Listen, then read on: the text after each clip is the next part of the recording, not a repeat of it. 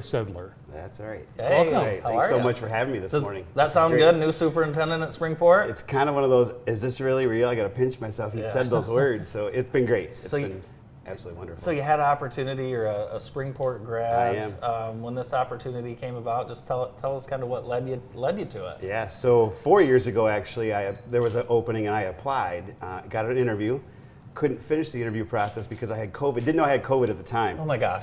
But had COVID severe. And so got offered the second interview, but couldn't come back because I was face down, you know, that whole time where you had to breathe facing down. That was me. Oh, wow. And so they had talked about to my wife that he kind of needs the infusion because if this experimental infusion, if he doesn't do that, we can't promise anything. Oh my gosh. So I did it, and the search consultant called my wife and said, so can he come? And she's like, I don't think so. He's not getting out of bed. So I had to forego that opportunity. But I went to the board that May and said to them, you know, thank you for, my mom taught me one thing, many things, but one thing was if you start something, you don't end until you finish it. And so I couldn't finish the interview per se, but I came back to the board and told the board, this is my way of finishing, but I'm telling you, if this position opens again, I will be back. That's awesome. And so we are. Here I am. That's awesome. Absolutely. So what are you most excited about? All of it, like seriously, all of it. I'm a very high energy person, and so I got to try to keep it under wraps because I just love life. I love being back in my hometown. I love being around people that know me and who have the same values I have when it comes to that hometown. And so the excitement is being with people that are like me.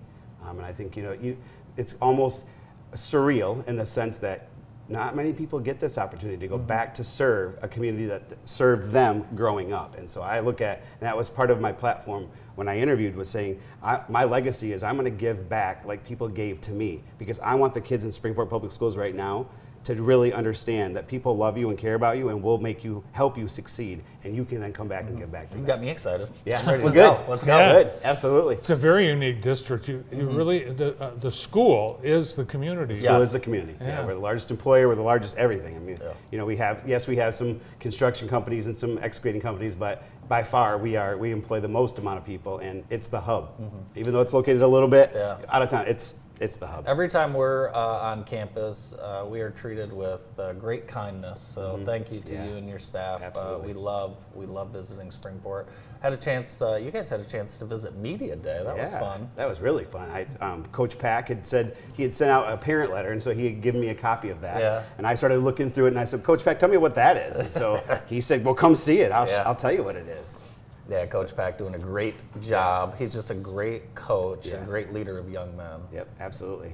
And they were excited to be there. It was just fun to watch them take in the moment, because it was only them there in the building at that time. And so they got to run on the turf and throw balls, and it was fun for them. And then they felt like stars because they sat and they were asked questions and they had to respond. And it was really cool. Yeah, it was really, really cool. What a great opportunity for our kids. I like your boys' basketball team a lot. So that's doing well as well. So they were hitting the courts hard this summer before the gyms had to be cleaned, and so they were doing their thing. All in all, there were a lot of student athletes on campus throughout the summer at different times for different reasons. All unorganized, of course, because we can't do things outside of the season. But kids are creative at how they can get together. And the girls basketball teams. Yes. Oh yeah. As well. Listen, as a girls basketball coach, I'm actually more of a fan of the girls basketball than boys basketball. So are we putting new lights in the gym?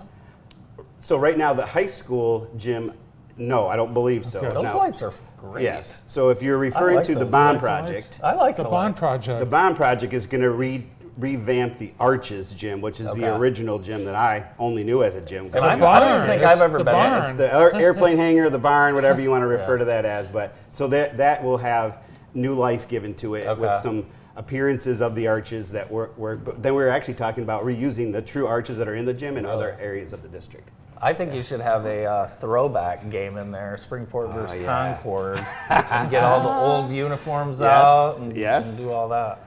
I attended many of those games back in the day. You brought a couple of photos. Yeah, that's our food service group this summer. So part of all districts across the state were able to do the Meet Up and Eat Up type summer food program, and so that's our food service crew. Hats off to them because they were there every single week preparing over 5,500 boxes of food like you see there, and over 77,000 mouths were fed out of that food service group right there. That's nuts. And they, even on the hottest days, our cafeteria is not air conditioned, so they would be in there packing those boxes and stacking them and then distributing them into 4 locations, one being the school and then 3 others off-site where kids could and families could come grab those boxes. There's so many good people doing good work. Absolutely. And this group did not want recognition, but I said, oh, no. You're going to get recognition because the work you're doing is true servant leadership. And so that's what I commend them for all of the efforts that they put into this. Well, the sports season started already yes, yesterday. 12:01. Yeah. 12:01. Coach packing the boys around the field, and then yesterday volleyball showed up in the gym. And cross country has a meet coming up, so it's rolling. And you'll be front and center at a lot of the fall events, I'm sure. Yes, absolutely, absolutely.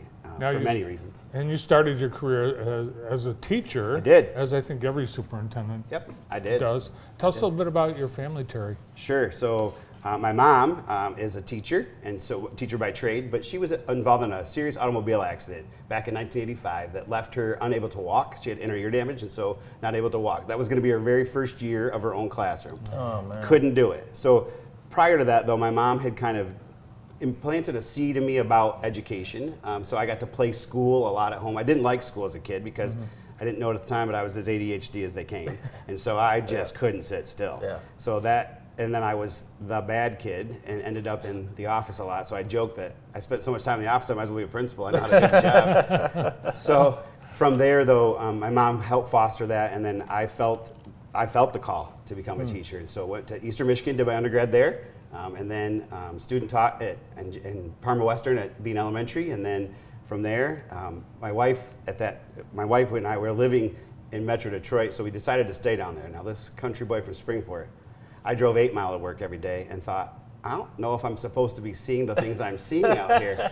But we did it for a while. My wife and I both agreed that this is not where we need to stay. Sure. So we left the Metro Detroit and moved out to the country, and then we've been in the country ever since at different locations. But it's been great. It's been a great journey. I've experienced urban, suburban, rural, all of it, and knew what I wanted, and I confirmed it by doing those different things. And back to the rural setting I am.